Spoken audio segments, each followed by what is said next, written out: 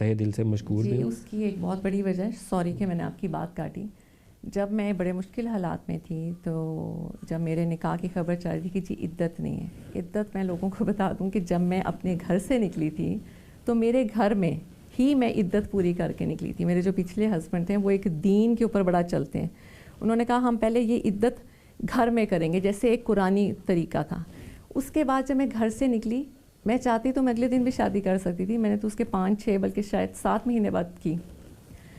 تو یہ جو چیزیں ہیں نا, بس کیا تو اس وقت جو مشکل وقت تھا اس میں کیا تھا کہ ہر اینکر, ہر انسان جو تھا وہ کچھ نہ کچھ بول رہا تھا, کوئی کچھ بول رہا تھا, کوئی کچھ بول رہا تھا, لیکن واحد ایک آپ ایسے انسان تھے جنہوں نے بڑے مناسب الفاظ کا چناؤ کیا تھا.